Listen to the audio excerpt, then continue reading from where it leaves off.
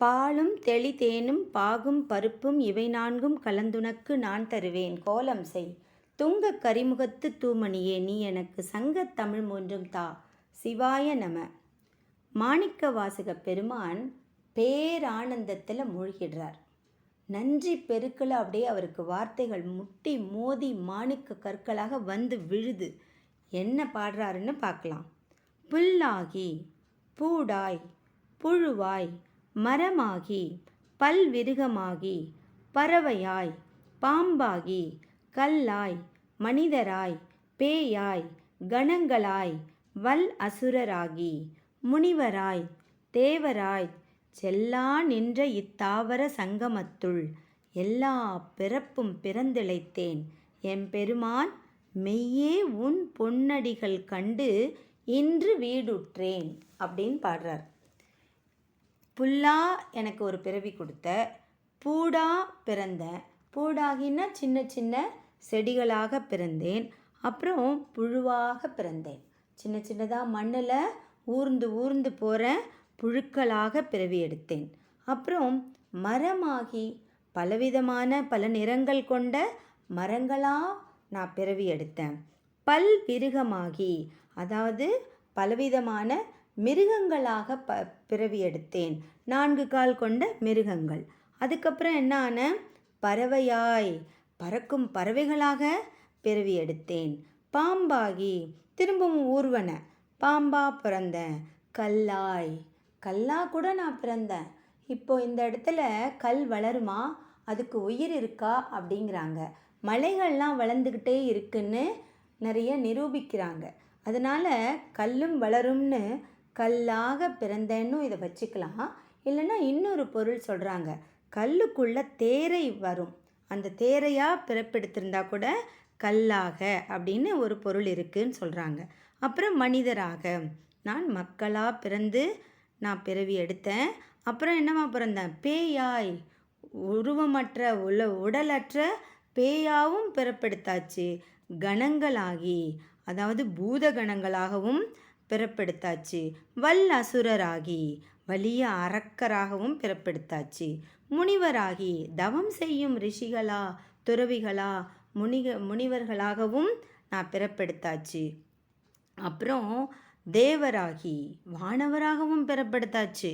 அதுக்கப்புறம் என்னென்ன, செல்லா நின்ற இத்தாவர சங்கமத்துள். தாவரம் அப்படிங்கும்போது அசையா பொருள்கள் அப்படிங்கிறாங்க.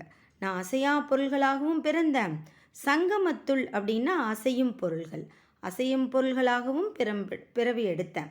இது எல்லாத்தையும் எப்படி பிறப்பெடுத்தேன், உன்னால தான். அப்போ மனிதனாக எப்போ பிறப்பெடுக்க முடியும், கடவுள் வந்து கொஞ்சம் கொஞ்சமாக அவங்கவுங்க வினைக்கு தகுந்த மாதிரி தான் அடுத்த பிறவி கொடுப்பார் அப்படிங்கிறது நம்ம எல்லாருக்குமே தெரியும்.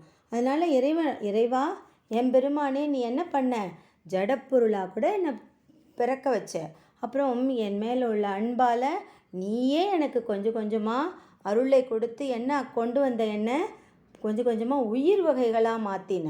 உயிர் வகைகள் மட்டும் இல்லை, ஞான நிலை வரைக்கும் என்னை கொண்டு வந்து விட்டுட்ட. இதுதானே பரிணாம வளர்ச்சிங்கிறாங்க, தியரி ஆஃப் எவல்யூஷன். அப்படியே கொஞ்சம் கொஞ்சமாக நான் மேலே மேலே மேலே வந்துட்டே இருந்தேன். இந்த வினைக்கு தகுந்த மாதிரி தானே ஒன்று ஒன்றா பிறந்திருப்பேன், அது எனக்கு தெரியும்.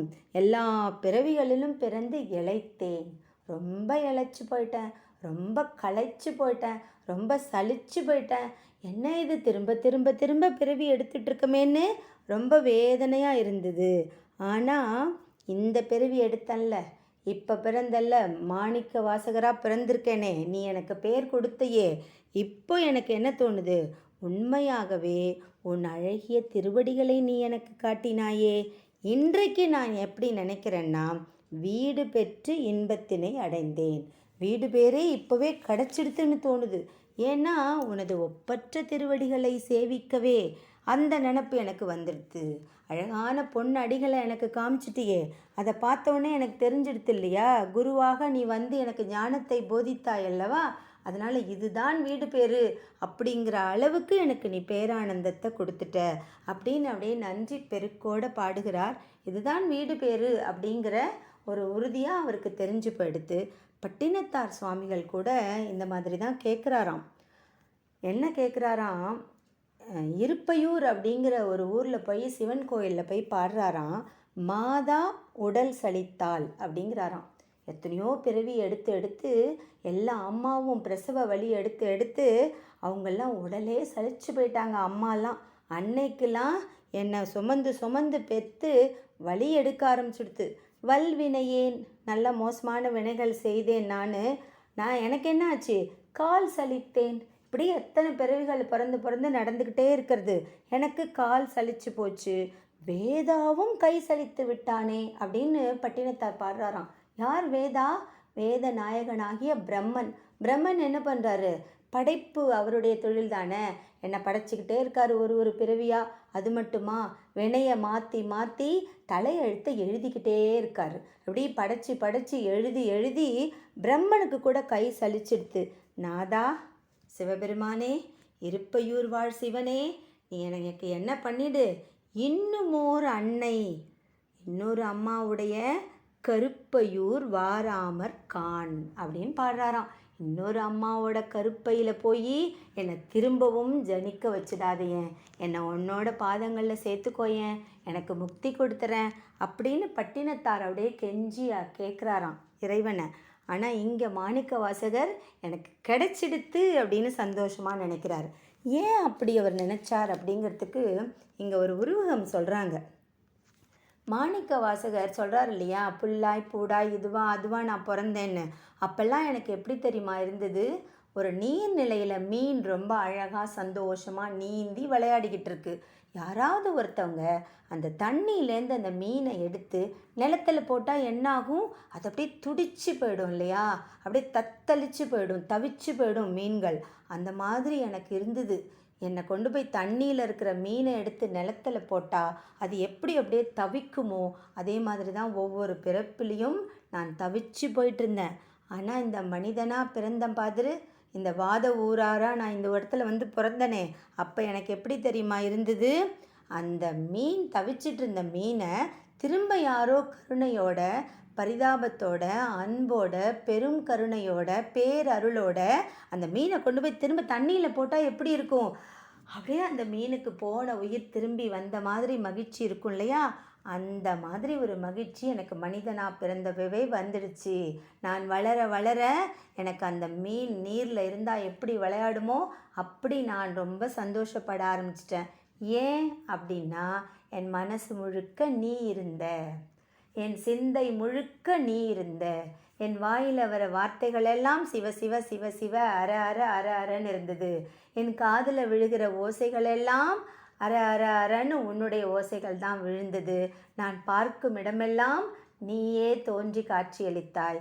என் மனசு முழுக்க நீ இருந்ததுனால எனக்கு ஒரு விஷயம் தெரிஞ்செடுத்து, நீரில் வந்துட்டோம், நம்ம நிலத்தில் உள்ள மீன் இல்லை, என்னுடைய நிலைக்கு நான் வந்துட்டேன் அப்படிங்கிறத நான் உணர்ந்தேன். அப்புறம் தொடர்ந்து உன்னை கும்பிட்டுட்டே இருந்தேனா, உனக்காக ஏங்கினா, நீ என்ன பண்ண, மேலேருந்து கீழே வந்து எனக்கு உபதேசம் செய்து உன் திருவடிகளை எனக்கு காமிச்சிட்ட. பொன் போன்ற திருவடிகளை நான் கண்ணால் பார்த்துட்டேன். அதனால் அழகிய திருவடிகளை காணப்பெற்றதுனால இன்றே எனக்கு வீடு பேறு கிடைத்து விட்டது அப்படிங்கிற பேரானந்தத்தையும் பேரின்பத்தையும் அடைந்தேன் அப்படின்னு நன்றி பெருக்கில் பாடுறார் மாணிக்க வாசகர். நாமும் மாணிக்க வாசகரின் திருவடிகளையும் போற்றி இறைவனை வணங்குவோமாக. எல்லாம் வல்ல எம்பெருமான் அனைவருக்கும் நலன்களை வாரி வழங்குவாராக. திருச்சிற்றம்பலம், திருச்சிற்றம்பலம், திருச்சிற்றம்பலம்.